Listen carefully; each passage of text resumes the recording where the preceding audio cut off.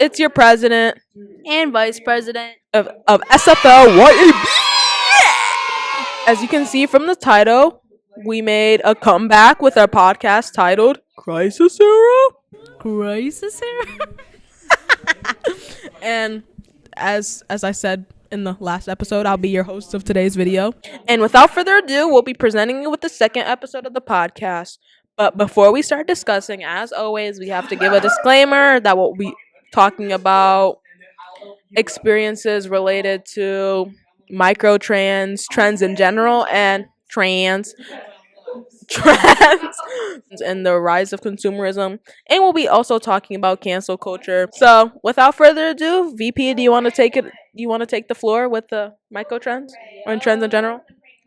We hate microtrends. I agree. Mhm. I second that motion. Oh, okay. If you take time on TikTok for at least a week, you're gonna go through at least 7 microtrends within that week. It's crazy how not only normalized it is, but also that a lot of people just don't realize that they fall victim to it. An example would be those hideous bubble diaper looking skirts that were popular for a bit, I think around last year. Or was it 2 years ago? I don't know.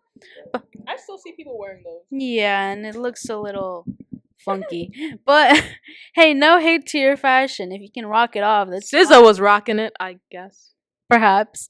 And no hate to people's fashion choices, but it's very obvious when someone is just following a micro trend because in the moment they think it's popular rather than it being something essential to their identity or character. We're all influenced by social media, we're all shaped by the standards of social media.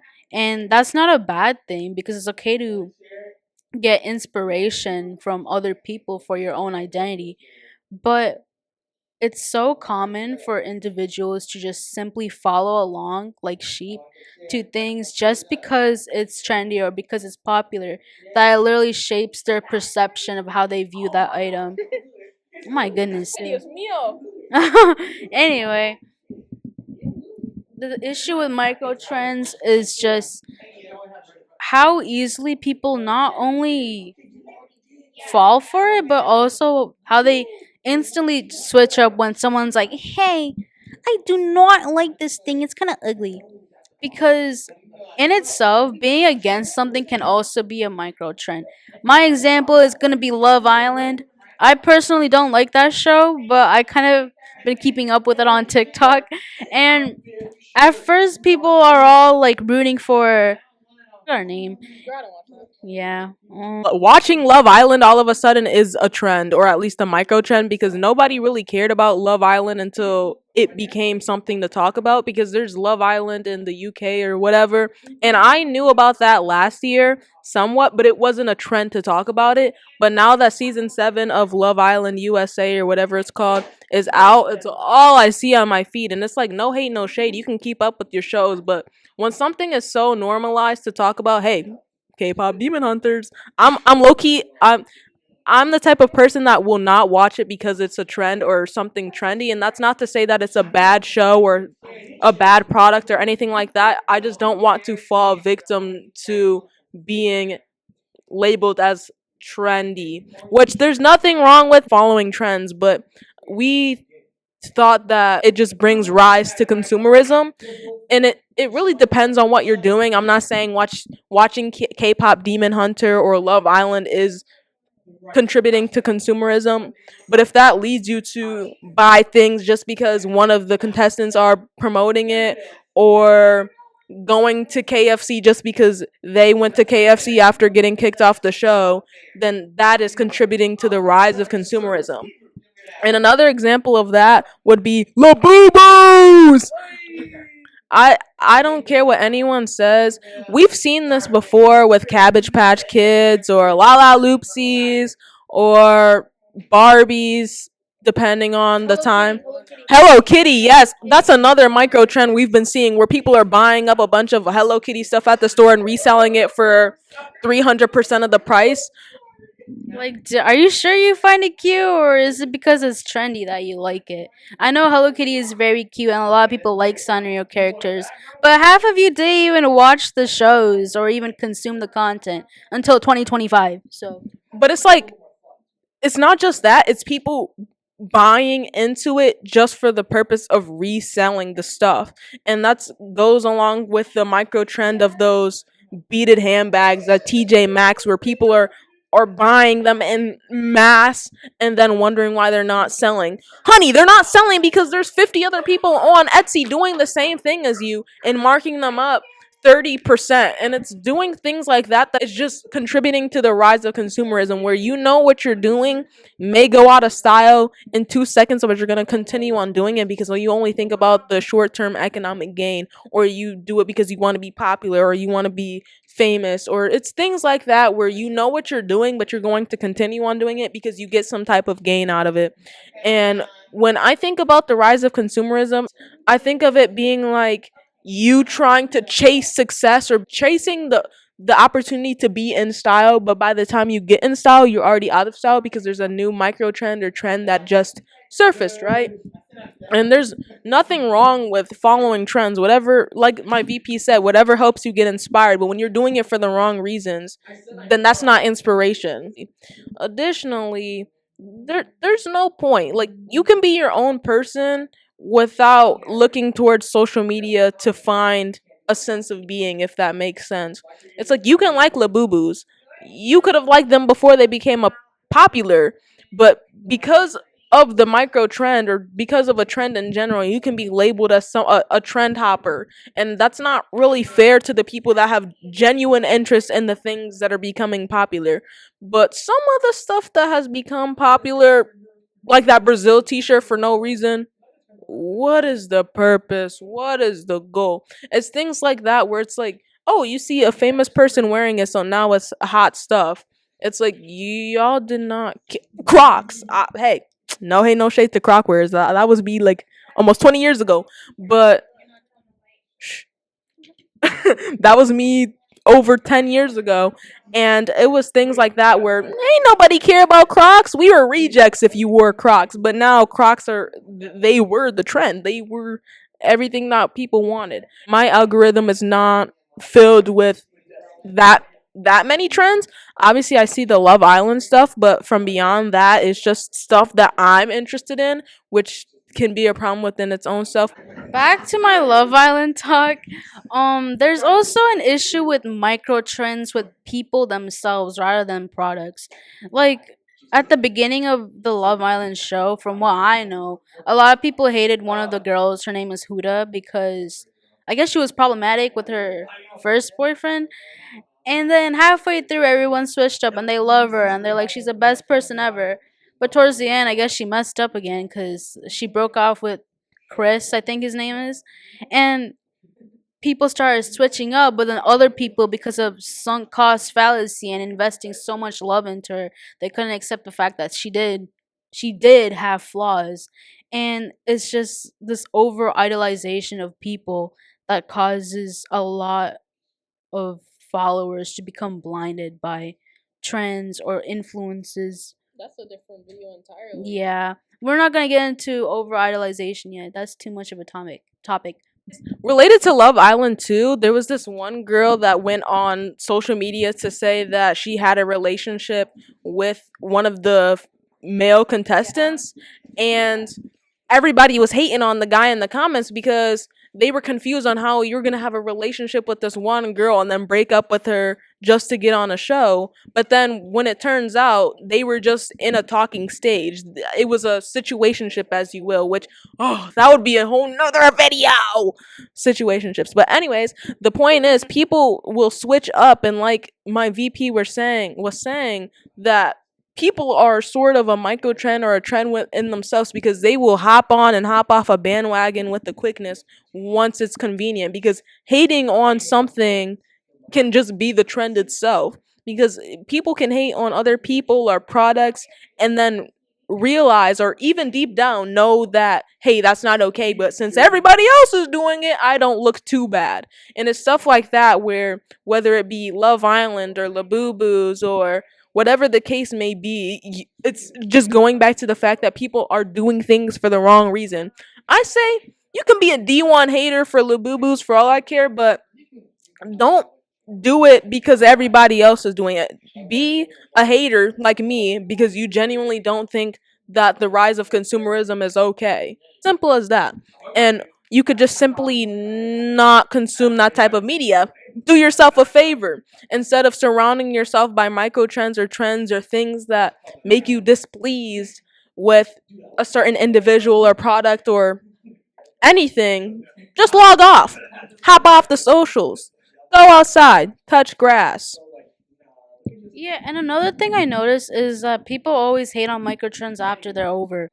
Like the 2020 alternate outfits with like those black and white stripes or whatever that were super popular with like e-girls and e-boys. The thing is that people loved those back then. Why? Because it was popular, not because they actually really enjoyed dressing up that way.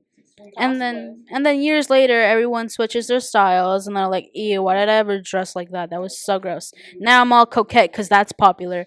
Or oh my god, speaking of coquette, I'm tired of seeing those bows everywhere. Or like the ballet core. Yeah, I go to Burlington and I see like 17 items with that freaking bow plastered on it. Or Stanley cups. Yeah, and standing clips. Like, come on, just get a normal water bottle. I mean, Stanleys are probably great, but come But did on. they have lead in them? And people were literally fighting in stores just to get a Stanley. Hey, no hate, no shade to the people with the Stanleys in the room with us, but we're saying you don't have to fight to the death over a what $30 cup that you could get from the dollar store with the same amount of quality. Like, honey, I got a Yeti for free and it works just as great, if not better, than the Stanley that we're fighting tooth and nail for. And it's like you only want the Stanley because it's popular. And it's like you can have a Stanley, no hate, no shade, but why do you need one in every color of the rainbow, knowing you're not going to use it? Just using one water bottle for a couple years or however long it lasts, you're not contributing to the rise of consumerism. It's a need. If you truly needed that water bottle, I'm not going to hate on you. But you don't need 20 Stanleys or you don't need 20 water bottles in general when one can serve you just as well as none. That's the biggest issue. People don't know the difference between a want and a need. And you can get stuff that you want. Like, yes, Lululemon. That stuff is like, I don't know. It's just very obvious when people follow trends for the sake of it being a trend and not because they actually like it. It's like, okay, you can wear athleisure. Have I seen you in the gym? Never. But you can wear Lululemon. But it's like, I didn't see anybody wearing Lululemon like 2 years ago. This is the things we're talking about, where you can like a brand or you can be a loyal follower until the end. But when it starts becoming popular and then you start switching your tune, then it becomes interesting because we see kids at our school at all the time where it's like, honey, you were not wearing Lululemon like last year even, and you're willing to go broke in order to do that. Like there's kids at our school that have 4 jobs just to pay for a new Lululemon set, and it's like, It's not that good. I'm sorry. do you not understand how out of touch it is? And it's like, just even with that point too, do you not feel out of touch? Because that's a privilege in itself to be able to participate in any micro trend or trend that you please, where you have enough money or you have the luxury to say, hey,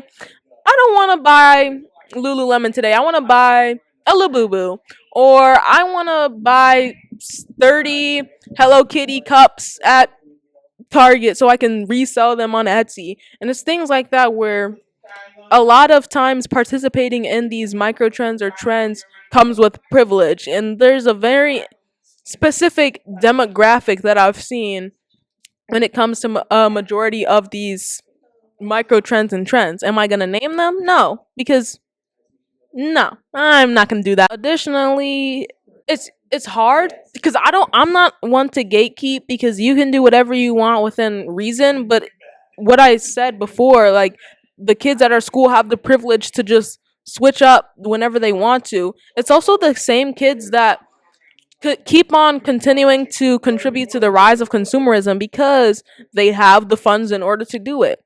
And they swear they don't, but they do.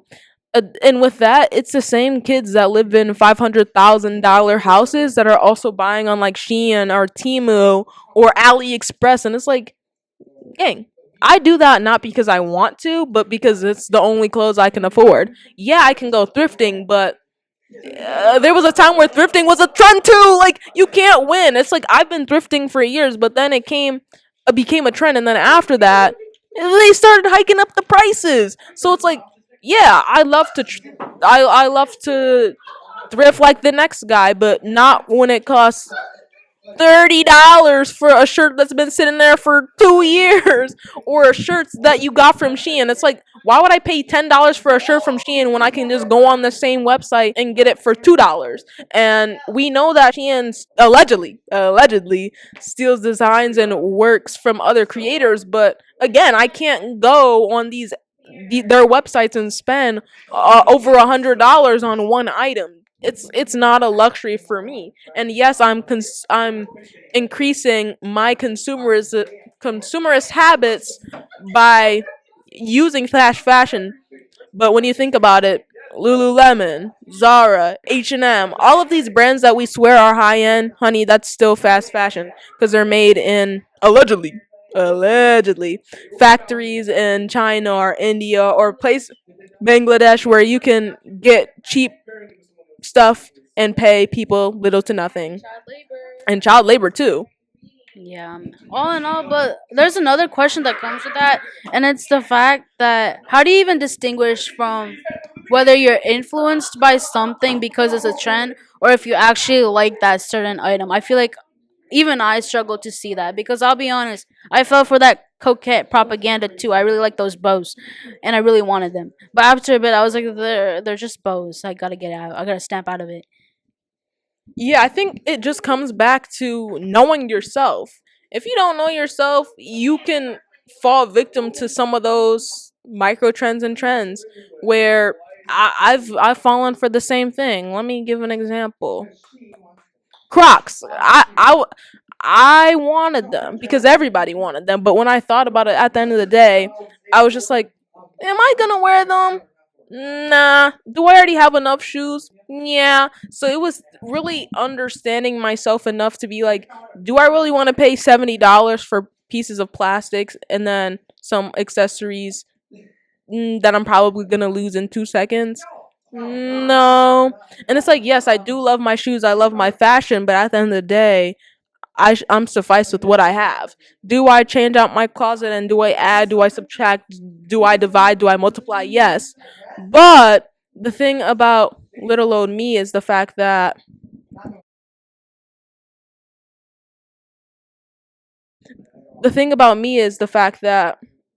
I started to change my appearance based on how I like to dress and how I feel comfortable, not micro trends or trends that I see on the internet. Yes, I still find inspiration on them. I still go on Pinterest, but I take from those micro trends and those trends and put my own spin on it based on what is already in my closet if possible. And then I create my own version of it. I don't go out and buy, not that I have the funds to do so, more stuff to fill a closet that's already full when I don't have to. So even though I love my Pinterest and I'm always aspiring to put more additions into my closet, I just don't, because I know at the end of the day I don't need to. And I know that whatever I wear is enough because I love it. I don't have to have validation from other people or the internet or even my mother. Well, as long as she says I can walk out the house in my outfit, I'm pretty okay. That's validation enough for me. But as long as I know that I love myself, I don't have to follow any micro trends or trends or really be a consumer in general in order to live a happy life. Anything else? Yeah, the whole thing with consumerism is that it exploits greedy behavior and also your own insecurities. It keeps you unsatisfied with the life you have and makes you want more and more and more, but you'll never be content or satisfied with what you have. And that's what they want because that not only feeds their businesses, but it also honestly gives you a really miserable life because you're never happy with what you have. You're never grateful for what you have, which, by the way, I argue is the one way to really be content with your life and like your own lifestyle and whatever. Because without gratitude, you're just chained to your desires and you're constantly chasing for more. And that's honestly, it's really sad to see people fall victim to it. And honestly, I will admit that I fall victim to it too. It's hard to distinguish between what you want and what you're influenced by, because nowadays we're constantly surrounded by social media and things advertised in a way that appeals to us. And with these social media apps like TikTok, where everything's constantly going through trends in such a fast pace, And they have the ads too. yeah, and they have the ads, it's really difficult to really not only keep up with it, but also just honestly hold on to yourself while you're going through this fast-paced world around us. Yeah, consumer is bad, and just be mindful of what you consume and how it affects you and your identity, because soon enough you might just not have an identity for yourself. You're just going to become a vessel for people to influence with their own things that they want you to own and buy to feed their own profits or whatever. Yeah. And that's time you can't get back. And anytime you look back on yourself and you're like, who was I back then? Or what was I doing back then? I At least when I do that, I think of it as a time in my life where I was a vessel. Now, even though people make their little sly remarks, I still dress for myself and I do things for myself within reason, and obviously respecting the people around me as well. But speaking on the TikTok before we move on to the next topic, people, I feel even on TikTok, Instagram isn't this bad. Hopefully it doesn't get as bad as TikTok, but TikTok is going to get a change here anyways in March 2026, I guess. Not for the better, bro. But TikTok, there's ads incentivizing people to just like advertise anything, and it's like, yes, it's products that you would deem as a need, but when it's how they advertise it, where it's like, I don't really want to buy it because you're doing it for the wrong reasons. And it's like, you're doing it because there's a price tag, or you get something out of it. You profit off of it. You get some type of kickback every time somebody buys the product. So it's like, yeah, okay, you're trying to sell me this razor, but are were you using this razor a couple years ago, or you're just now using it because TikTok emailed you and said, "Hey, do you want to try to sell people this product? If so, you get 30%." And it's like things like that where at least 3 videos out of 5 videos that I watch on TikTok is an ad for a dating app or something on TikTok Shop, and it's exhausting, and after 10 minutes I just have to get off the app because there's no point of trying to be on something where there's an agenda or a product to be pushed. TikTok, man. But besides TikTok, social media can have its flaws, and another flaw would just be cancel culture. Cancel culture, as far as I've been alive, really took its height when YouTube and social media influencers started getting popular, and from then on it's been crazy where people, just general average run of the mill people, would get blamed for doing heinous acts just because they're famous, and it's a he said she said type of situation. And when you're put in that situation, all we can do is empathize, but we can't be like jumping the gun and being like, hey, he didn't do it, or yeah, he did it, he's a terrible person. And I know for me, I always like to keep a neutral stance until it gets to a point where the person has too many allegations and there's evidence. It's a shame when there's people that are looking forward to your downfall just because they can. But if my VP wants to give an example because she was really passionate about cancel culture, and while she does that, I'll think about some examples in my head because I'm not that in tune with social media and all that. Uh-huh. Anyway, this literally happened yesterday. I don't know if you guys know Corey Kenshin, but he's a very popular YouTuber that sometimes dips for like 7 months to go to Japan or whatever. He got canceled. yesterday because his ex girlfriend posted about how he was a very abusive man that like ruined her mental health during the relationship, and she posted a video where they were talking and he was saying how while she was asleep he was doing something to her, something inappropriate. I'm not gonna go farther with that.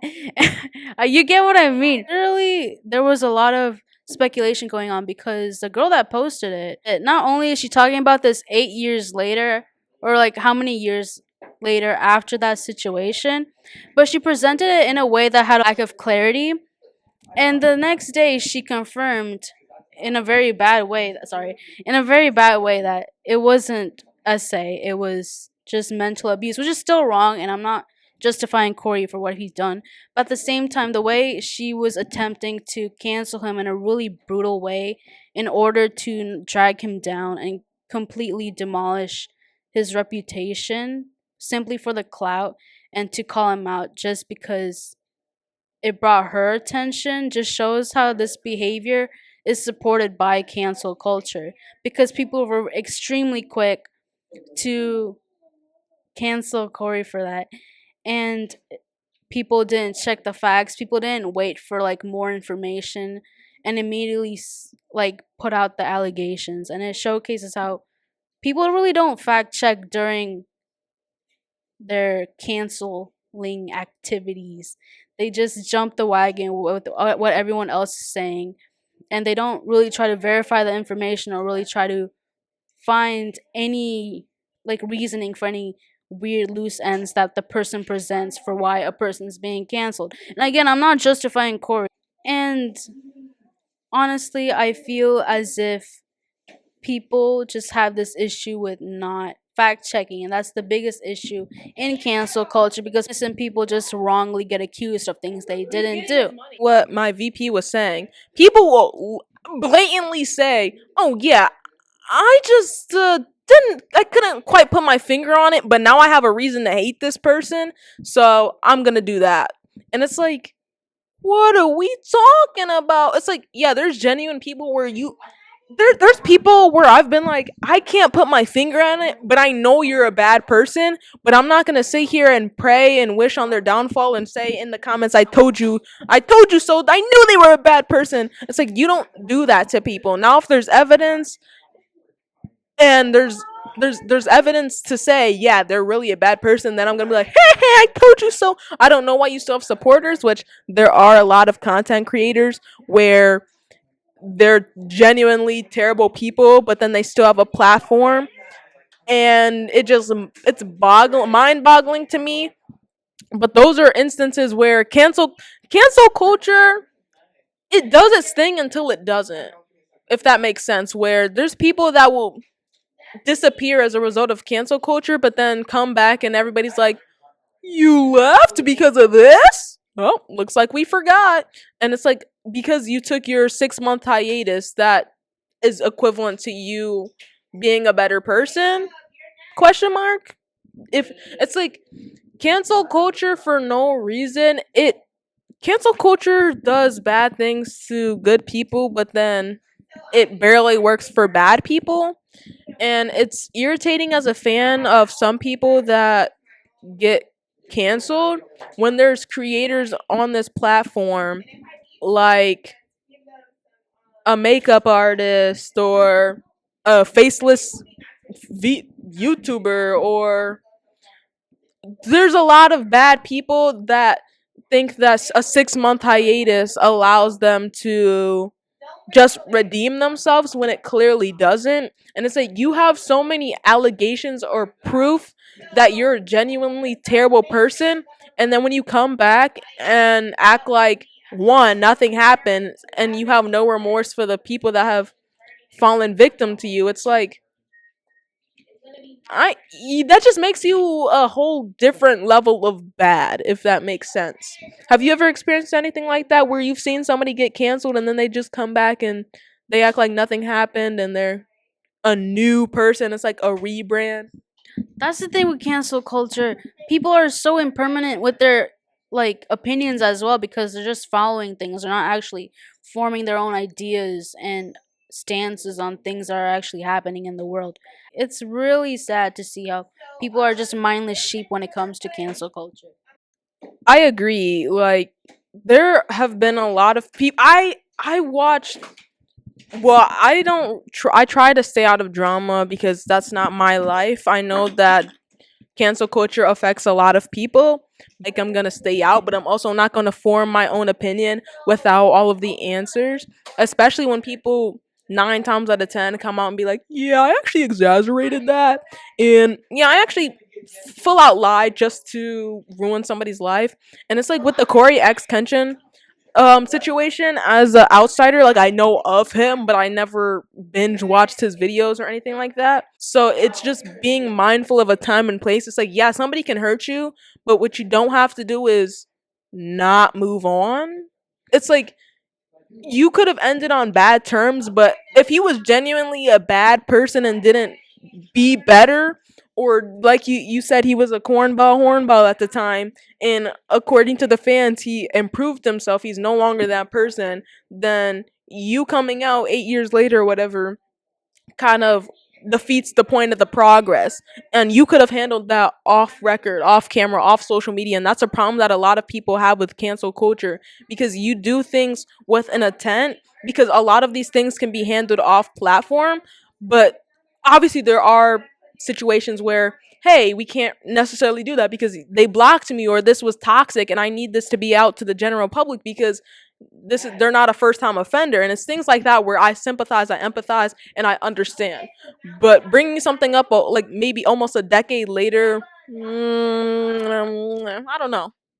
And just a disclaimer, like I'm saying, I'm not justifying what Corey did in the past. Emotional abuse is not Neither okay, am I. even if she did cheat, apparently. But it's just like putting out allegations that aren't true and only clearing it up after with like a note that barely anyone was gonna see unless it was popularized. It's just disappointing to see a lot of people fall for these schemes, or people try to get attention through wrongfully canceling someone by insinuating wrong information just to get clout of their own. Yeah, or blatantly saying wrong information. And overall, it just shows how cancel culture sucks. And people should fact check things instead of just following whatever Twitter says at the moment. Because we all know Twitter is not reliable. Or is that called X now? I don't care. We still call it Twitter. I'd rather use Blue Sky than call Twitter X. Basically, as we conclude, I'll just say 2 wrongs don't make a right. Fact check, get all the answers before you start hopping on a bandwagon, or just stay out because that's none of your business. And if you choose not to interact with a creator or a product because of a reputation, whether the allegation is wrong or right, that's on you. We can't influence that. That's none of our business. But additionally, you just be your own person, have your own thoughts. And do you have any concluding remarks? No, I hate cancel culture, guys. Yeah, for the most part. I hate it too. But as we conclude our second podcast episode, I wanted to give a shout out once again to all of our socials, as we've been working really hard over the course of the last few months to give y'all some quality content. Well, semi good quality content. We're all doing this to have fun because at the end of the day, we're not getting paid. And I get paid with love. So please like, comment, subscribe, and that will be great.